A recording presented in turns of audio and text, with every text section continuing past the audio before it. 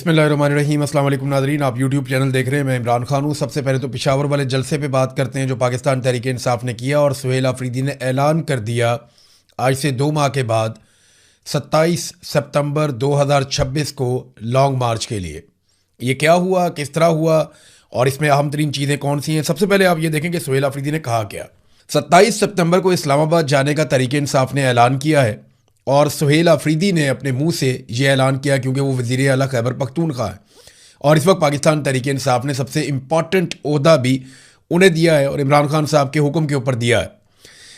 अच्छा, अब इन्होंने ये कहा कि हमारे पास रास्ते बंद हो गए हैं, हमारे पास कोई रास्ता नहीं है, हमने कानूनी रास्ते इख्तियार करके देखा, हमने हर दरवाज़ा खटखटाया, लेकिन इसके बावजूद तमाम रास्ते बंद हो गए। एहतजाज के अलावा अब हमारे पास कोई और ऑप्शन बचा नहीं है और तहरीक इंसाफ ने अपने मुतालबात पेश कर दिए। वज़ीर आला खैबर पख्तूनख्वा ने कहा कि अगर इमरान खान से मुलाकातें शुरू ना हुई, ज़ाती मुआलिज से इलाज ना कराया गया, अदालतों में मुकदमात ना सुने गए, तो 27 सितंबर को इस्लामाबाद का रुख करेंगे। पेशावर मोटरवे के करीब उन्होंने जलसा किया। जलसे की सूरत मैं आपको बता देता हूँ। दावा किया गया था कि 10 लाख लोग आएंगे जलसे में, तो 10 लाख लोग तो बिल्कुल नहीं आए। यानी जितना दावा किया गया था उससे तो बहुत कम लोग थे, लेकिन फिर भी अच्छा खासा जलसा था।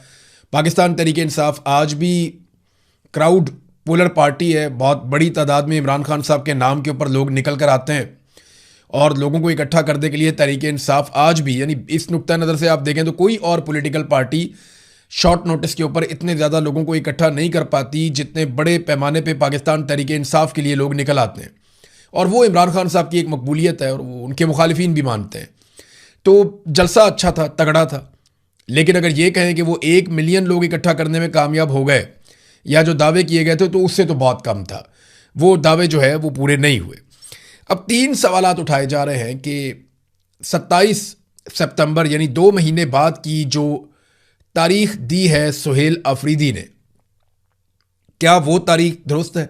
सुहेल आफरीदी ने क्या कुछ कहा वो आपने सुन लिया होगा। थोड़ा सा मैं लुब्बे लुबाब आपको बता देता हूँ। उन्होंने कहा जी 2018 से 2022 तक खैबर पख्तूनख्वा में अमन था, हालात बेहतर हो गए थे, फिर साजिश से इमरान खान साहब की हुकूमत गिराई गई और अब जो है वो अपनी जेबें भरी जा रही हैं। जजीरे ख़रीदने के लिए हमारे पश्तूनों का सौदा किया जा रहा है।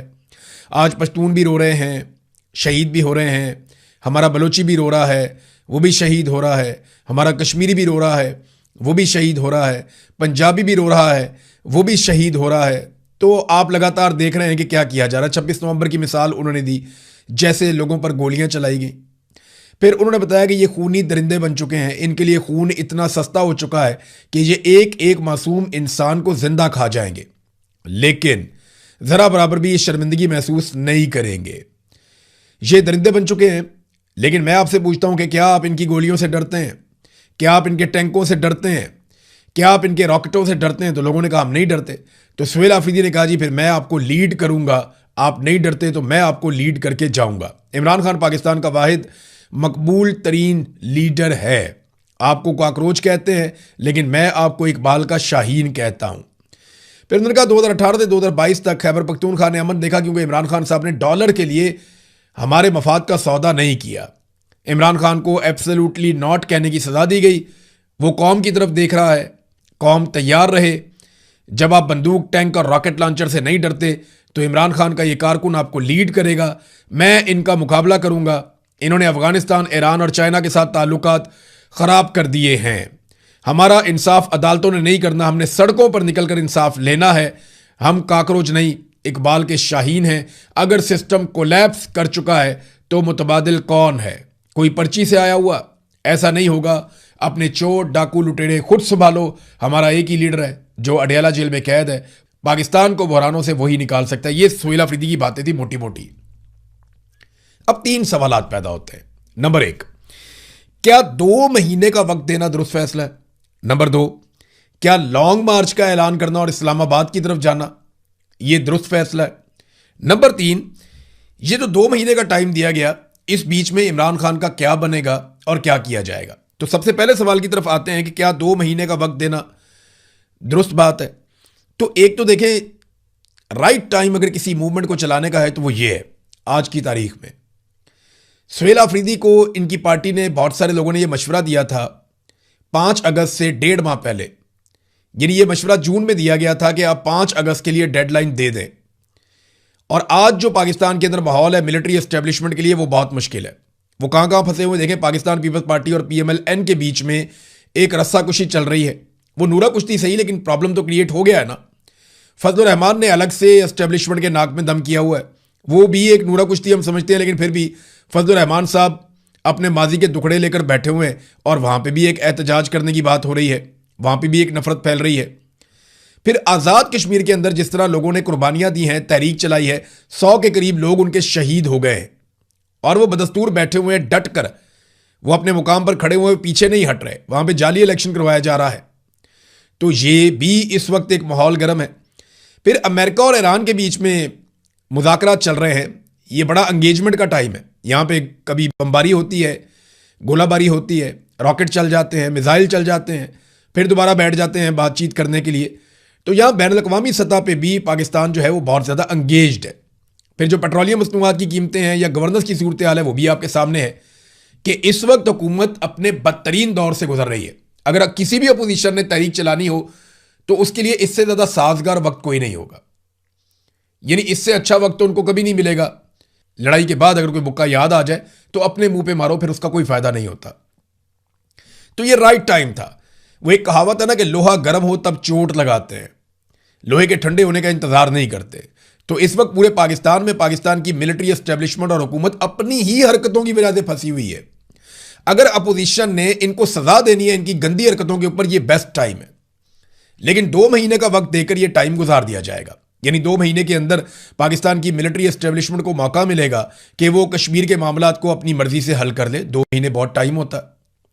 2 महीने के अंदर जो है ये डोनाल्ड ट्रंप के नाक का बाल बन जाएंगे। क्यों? क्योंकि वहां पे मिड टर्म इलेक्शन आ रहा है और तारीफों के लिए उनको इस किस्म के लोग चाहिए। और अगर ईरान के अंदर मामलात खुश असलूबी से हल हो जाने चाहिए, और इम्कान भी है कि हल हो ही जाएंगे, टेबल के ऊपर मामलात हल होंगे, वो होंगे, तो फिर डोनाल्ड ट्रंप के लिए शहबाज शरीफ और फील्ड मार्शल जबरदस्त किस्म की कंपेन भी कर सकते हैं। तो डोनाल्ड ट्रंप की नाक का बाल तो ये लोग बने हुए होंगे सितंबर के एंड पे या अक्टूबर के महीने में, क्योंकि नवंबर के अंदर वहां पे मिड टर्म इलेक्शन होने जा रहे होंगे। तो अगर आप इन सारी चीजों को कैलकुलेट करें, जो महंगाई और बैड गवर्नेंस की इस वक्त सूरत हाल है, यानी कैलकुलेट करें, ये बेस्ट टाइम था एहतजाज करने का, ये बेस्ट टाइम था खड़े होने का। लेकिन 2 महीने की एक स्पेस दी गई, 2 महीने का एक टाइम दिया गया मौजूदा एस्टेब्लिशमेंट को और हुकूमत को पाकिस्तान तहरीक इंसाफ की क़यादत की जानिब से। अब मैं आपको एक चीज़ और बताता हूं कि हुकूमत ने, मैंने आपको पिछले वीलॉग में बताया था कि हुकूमत ने दरख्वास्त की थी कि आप किसी एहतजाज का ऐलान ना करें, हम मामला आपके साथ हल कर लेते हैं। तो इस पर पाकिस्तान तहरीक इंसाफ ने कहा था जी आप इमरान खान की उनकी बहनों से मुलाकात करवा दें तो चीज़ें ठीक हो जाएंगी, लेकिन वो मुलाकात नहीं करवाई गई। अब हो सकता है कोई एक आधी मुलाकात करवा दी जाए, इमरान खान साहब के बच्चों से फ़ोन पे बात करवा दी जाए, कुछ शायद एक आधा डॉक्टर मिलवा दिया जाए ताकि सितंबर में होने वाला एहतजाज उसको मौखर किया जा सके, या तब तक एस्टेब्लिशमेंट को इतनी स्पेस मिल जाए कि वो बाकी मामलात से फारिग होके पाकिस्तान तहरीक इंसाफ और खैबर पख्तूनख्वा हुकूमत की तरफ अपना फोकस करें और बड़े आराम से इनको भी निमट लें। लॉन्ग मार्च या इस्लामाबाद जाने की हिकमत अमली क्या दुरुस्त है? एक तो जो दिन का इंतखाब किया गया वो छुट्टी का दिन है, एतवार वाला दिन। देखिए, अगर लंबा खेल खेलना होता तो ये हफ्ते का दिन रख सकते हैं, जुम्मे का दिन रख सकते हैं, एतवार वाले दिन पहुंचे वहां पे इस्लामाबाद में 2 दिन लगाकर, तो ये तो इस तरह से हो सकता था। लेकिन एतवार का दिन चुना गया, इसका मतलब ये है कि इन्हें लगता है कि ये सुबह निकलेंगे और शाम को वहां पहुंचेंगे और जलसा कर देंगे, क्योंकि पीर वाले दिन क्या सूरत हाल वही होगी या चेंज हो जाएगी? ये सवालात है ना, मैं आपके सामने रख रहा हूं। देखिए, लॉन्ग मार्च का पहले भी फैसला किया गया, बार बार लॉन्ग मार्च लेकर इस्लामाबाद की जानिब गए, इमरान खान साहब की क़यादत में गए, और उसके बाद अली अमीन गंडापुर की क़यादत में 2 मरतबा गए। तो जब आप एक रास्ते से गुजरते हुए लॉन्ग मार्च करते हैं ना, तो 10-20 हज़ार पुलिस वाले बहुत होते हैं। 10,000 15,000 पुलिस वाले अगर आपके सामने खड़े हैं, सिक्योरिटी फोर्सेस के लोग, तो वो आपको मुख्तलिफ लेयर्स में रोकते रोकते रोकते रोकते आपको इस्लामाबाद पहुंचते पहुंचते इतना कमज़ोर कर देते हैं, कंटेनर्स उठाते उठाते, रास्ते खोलते खोलते शहरियों की वो हालत हो जाती है कि इस्लामाबाद जाकर उनमें दमखम उतना नहीं होता। इस्लामाबाद और रावलपिंडी के अंदर जितना जुल्म हो रहा है वो भी आपके सामने है, तो वहां के लोगों की जो स्ट्रेंथ है वो पहले जैसी शायद नहीं होगी। तो खैबर पख्तूनख्वा की जो गवर्नमेंट ने ये फैसला किया कि इस्लामाबाद जाएंगे, या पाकिस्तान तहरीक इंसाफ ने ये फैसला किया, क्या ये फैसला दुरुस्त है? इमरान खान ने कुछ और कहा था, अगर आपको याद हो तो। इमरान खान ने बार बार इस्लामाबाद जाने का जो एक पूरा माहौल देखा और जिस तरह गोलियां चलाई गई और जिस तरीके से लोगों का कत्लेआम किया गया, जैसे रुकावटें डाली जाती हैं, इससे इमरान खान साहब इस नतीजे पर पहुंचे थे कि हम अब लॉन्ग मार्च नहीं, अब हम लॉकडाउन करेंगे पूरे पाकिस्तान में। उन्होंने स्ट्रीट मूवमेंट की बात की थी कि स्ट्रीट मूवमेंट की तैयारी करो, हर गली और मोहल्ले की सतह के ऊपर लोगों को तैयार करो और बड़े पैमाने पर पूरे मुल्क के अंदर एहतजाज होगा। ये बातें सरेआम होती रही हैं। ये एक बहुत बड़ा मंसूबा बनाया गया था, लेकिन मुझे लगता है कि उस मंसूबे पे भी अब अमल नहीं किया जाएगा। मैक्सिमम स्पेस हुकूमत को दी जा रही है। एक तो ये कि आप 2 महीने ले लें, क्योंकि हुकूमत ने इससे भी ज़्यादा टाइम मांगा था, लेकिन इतना इससे ज़्यादा टाइम दिया नहीं जा सकता था। 2 महीने का टाइम हुकूमत को दिया गया, बड़ा अच्छा ग्रेस पीरियड है, हुकूमत उसमें अपना बंदोबस्त कर सकती है। और उसके अलावा जब आप लॉन्ग मार्च पे जाएंगे तो आप एक ही सड़क से जाएंगे, तो वहाँ पे भी हुकूमत अच्छा बंदोबस्त कर सकती है। इसके अलावा जो दूसरी राय थी, जो कहा जा रहा था कि बंद किया जाए खैबर पख्तूनख्वा को, सारे रास्ते बंद कर दिए जाए, क्या होगा? हुकूमत छीन लेगी। यानी फील्ड मार्शल हुकूमत छीन सकते हैं ना। खैबर पख्तूनख्वा में गवर्नर राज लगा सकते हैं, खैबर पख्तूनख्वा के अंदर इमरजेंसी का नफाज कर सकते हैं, वहाँ पे जो है वो खिलाफ आइन कोई और काम कर सकते हैं, तो ठीक है। पहले कौन सी पाकिस्तान तहरीक इंसाफ की बड़ी तगड़ी वहाँ पे हुकूमत है, जिसको दिल करते हैं खैबर पख्तूनख्वा से उठा के ले जाते हैं, कोई बंदा भी वहाँ पे महफूज नहीं है। फिर इसके बाद जब अगर आप खैबर पख्तूनख्वा को बंद करने में आपको लगता है कि हुकूमत में नहीं होंगे तो आप बंद नहीं कर पाएंगे, तो आप आज़ाद कश्मीर में देख लें। आज़ाद कश्मीर में हज़ारों लोग निकल कर बैठे हैं, अवाम ने उनका साथ दिया। उन्होंने आज़ाद कश्मीर के अंदर बेहतरीन एहतजाज किया, जगह जगह एहतजाज किया, उन्होंने कुर्बानियाँ दी, जाने कुर्बान हुई। वो 2 महीने से बैठे हुए हिलने का नाम नहीं ले रहे। ये है उनकी स्ट्रेंथ और वो उन्होंने शो की है। अब आज़ाद कश्मीर की छोटी सी आबादी है, उन लोगों ने मुसीबत डाल दी है पाकिस्तान की एस्टेब्लिशमेंट को। तो खैबर पख्तूनख्वा की आबादी तो बहुत बड़ी है। अगर खैबर पख्तूनख्वा के लोग और लाहौर के लोग, इस्लामाबाद के लोग, कराची के लोग पूरे पाकिस्तान के अंदर बार बार निकल कर धरने दें, जगह जगह जाके बैठ जाएं और लॉकडाउन वाली वो पॉलिसी जो इमरान खान साहब ने जेल से कही थी, अगर उसको इंप्लीमेंट करें, यानी इमरान खान ने जेल से लॉकडाउन का वर्ड तो नहीं लेकिन स्ट्रीट मूवमेंट का वर्ड बोला था, और उसका मतलब पाकिस्तान तहरीक इंसाफ के तमाम लोगों ने यही लिया था कि अब हम पूरे मुल्क को बंद कर देंगे, हर चीज को बंद कर देंगे। तो बजाय इसके कि सुहेल अफरीदी सबको लेकर इस्लामाबाद की तरफ चलें, अगर वो पूरे खैबर पख्तूनख्वा को बंद कर दें और सप्लाइयां बंद कर दें और वहां से एक मुश्किल पैदा कर दें मौजूदा सरकार के लिए, तो इनके नाक में दम हो जाएगा। अगर ये हुकूमत गिरा भी देंगे तो ये खैबर पख्तूनख्वा में निज़ाम को नहीं चला पाएंगे। कश्मीर के अंदर तो चले ये बहुत ज़्यादा जुल्म कर रहे हैं, बर्बरियत कर रहे हैं, वैसी बर्बरियत क्या ये खैबर पख्तूनख्वा में करेंगे? एक नई मुसीबत बन जाएगी। और ये वो वक्त था जब एहतजाज किया जा सकता था, यानी 14 अगस्त तक का टाइम देते कि ठीक है जी इमरान खान साहब को, यानी 2 महीने इमरान खान क्यों इंतजार करे? तीसरा सवाल यही था ना कि 2 महीने इमरान खान का क्या बनेगा? अब इमरान खान 2 महीने इंतजार करते रहेंगे कि 2 महीने बाद का सुहेल अफरीदी ने टाइम दे दिया तो 2 महीने अब मैं जेल काटता हूं, मैं ये अगस्त की गर्मी भी बर्दाश्त करता हूं, मैं सितंबर की गर्मियां भी बर्दाश्त करता हूं, मेरी आंख का प्रॉब्लम भी बर्दाश्त करता हूं, अस्पताल नहीं लेकर जाते हैं ये भी बर्दाश्त करता हूं, मुलाकातें करवाते हैं नहीं करवाते ये भी बर्दाश्त करता हूं। भाई अगर टाइम देना है तो आपने 2 महीने का भी देना है, आपने 2 दिन का भी देना है, आप 10 दिन का टाइम भी दे सकते हैं। ऐसी कौन सी तैयारियां हैं जो गुज़िश्ता सुहेल अफरीदी को तो लाया ही इसके लिए गया था ना कि तैयारी करें और एहतजाज करें, इमरान खान साहब को बाहर निकाल रहा है। तो जो तैयारियां आपकी पिछले 1 साल में नहीं हो सकी, वो तैयारियां आपकी आप 2 माह में कर लेंगे। जो काम आप 1 साल में नहीं कर सके वो आप 2 माह में भी नहीं कर सकेंगे।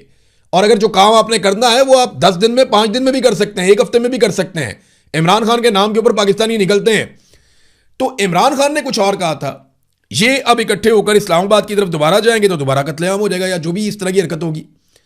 तो देखते हैं कि होता क्या है। लेकिन इमरान खान साहब का क्या होगा इस दौरान? क्या बिल्कुल खामोशी रहेगी या कोई तहरीक चलती रहेगी? इमरान खान साहब के इलाज के लिए, उनकी मुलाकातों के लिए क्या होगा? इतनी लंबी डेडलाइन दी गई है, तो क्या इस बात की कोई गारंटी है कि इस बीच में इमरान खान साहब को, उनकी सेहत को कोई और नुकसान नहीं पहुंचेगा? देखें ना, अगर तो आपको इस बात की फिक्र है कि इमरान खान साहब की हालत ठीक नहीं है या उनके साथ ज्यादती हो रही है, तो फिर आपने टाइम दे दिया 2 महीने का, कि 2 महीने आपको दे रहे हैं, 2 महीने आप इमरान खान साहब से ज्यादती कर सकते हैं, उसके बाद आपको हम ज्यादती नहीं करने देंगे। ये बहुत अजीब चीज़ है, मुझे तो सुनने में बहुत अजीब लगी।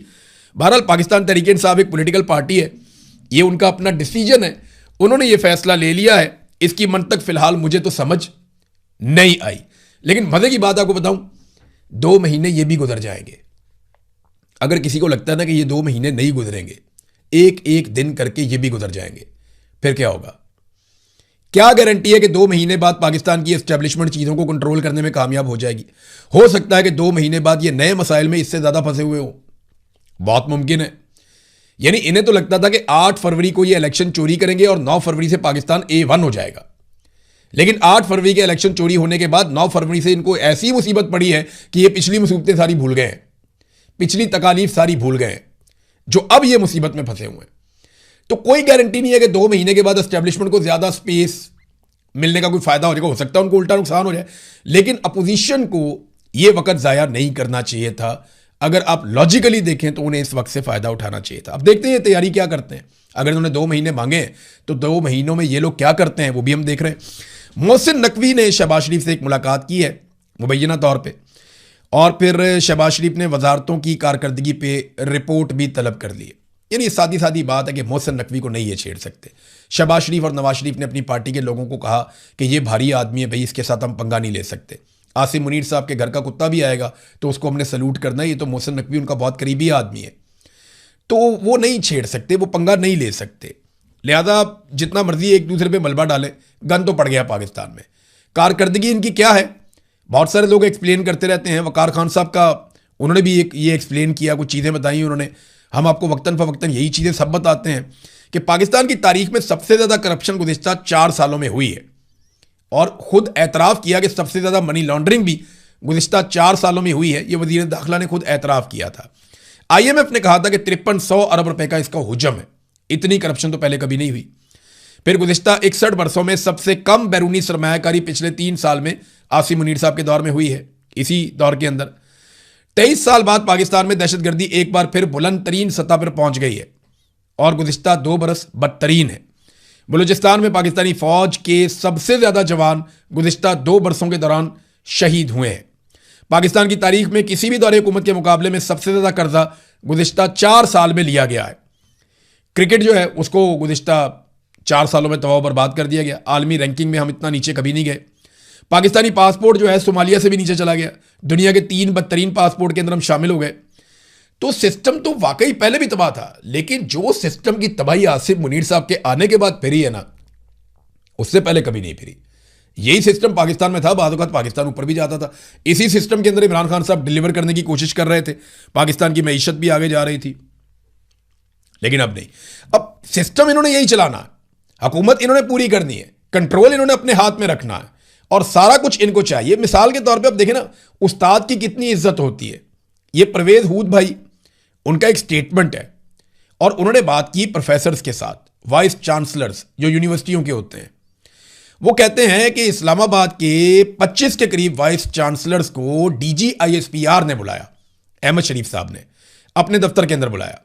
25 वाइस चांसलर्स तालीमी इदारों के, उनको बुलाया गया अपने दफ्तर में DGISPR की जानिब से, और उन्हें कहा कि तुम लोगों ने बच्चों को मुहिब्बे वतन बनाना है, और साथ ही उन्होंने मुहिब्बे वतन बनाने के नुस्खे भी बताना शुरू कर दिए। जनाब ऐसे ऐसे बच्चे जो हैं वो मुहिब्बे वतन बनेंगे। अब बेचारे सारे वाइस चांसलर वो डरते हैं, जनाब फौजी हैं, यूनिफॉर्म में, मारेंगे पकड़ के, ये तो अगवा कर लेते हैं, नौकरियां भी छीन लेते हैं। तो वाइस चांसलर चुप करके सुनते रहे। बीच में से एक आधा बोला तो परवेज हूद भाई के बकौल उसको ऐसी चपेट पड़ी या ऐसी उसकी सुथराई की गई कि उसके बाद वो भी खामोश हो गया। ये नादरीन सूरत हाल है कि बच्चों को मुहिब्बे वतन बनाओ। कैसे? क्या रोजाना सुबह वो जूते पॉलिश करें, ऐसे मुहिब्बे वतन बनेंगे? ये पाकिस्तान क्यों ऐसा मुल्क है जहां पे हर किसी को यकीन दिलाना पड़ता है कि मैं मुहिब्बे वतन हूं? जो बंदा बात करता है उसको सबसे पहले बताना पड़ता है जी मैं मुसलमान हूं, मेरा जनाब इस बात पे ईमान है, लिहाजा मेरी बात का गलत मतलब ना लिया। हमें क्यों करना पड़ता है? जो बंदा बात करता है किसी एक इशू के ऊपर, उसको पहले सफाई देनी पड़ती है जी मैं पाकिस्तान का बड़ा हमदर्द हूं, मैं मुहिब्बे वतन पाकिस्तानी हूं, मैं पाकिस्तान से प्यार करता हूं, पाक फौज जिंदाबाद, पाकिस्तान पाकिस्तान। ये क्यों कहना पड़ता है आपको भाई?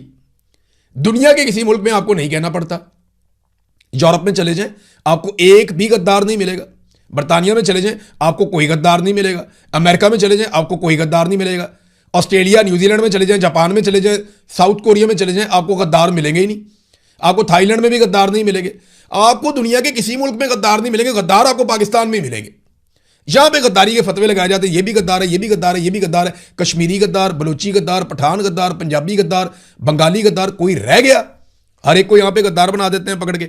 और अब जनाब DGISPR प्रोफेसर्स को, जो तालीम याफ्ता लोग हैं, उन्हें वाइस चांसलर को बुलाकर बता रहे हैं कि तलबा को मुहिब्बे वतन कैसे बनाना है।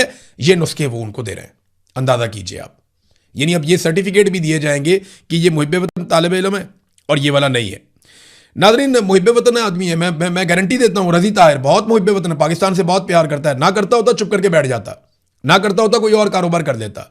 कोई बहुत अमीर आदमी नहीं है, गरीब जर्नलिस्ट है, पाकिस्तान से प्यार करता है, वो खबर देना चाहता है उस बात की जो जुल्म और ज्यादती हो रही है।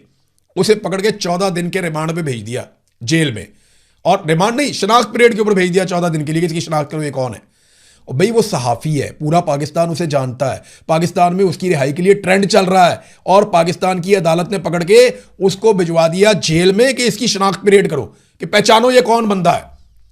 शनाख्त पीरियड के लिए, वो भी एक जर्नलिस्ट है, वो कवरेज करने के लिए गया, उसको उठा के भेज दिया जेल के अंदर, शनाख्त पीरियड के अंदर डाल दिया, और बहुत सारे लोगों को डाल दिया। अच्छा, खवातीन के हवाले से मैंने एक खबर आपको दी थी कि खवातीन को एक प्राइवेट फार्म हाउस पे रखा गया था, और ये कश्मीरी खवातीन थी। इस पर बहुत सारे लोगों ने शोर मचाया, ख्वाजा साद रफीक ने भी बात की, बहुत सारे और लोगों ने बात की।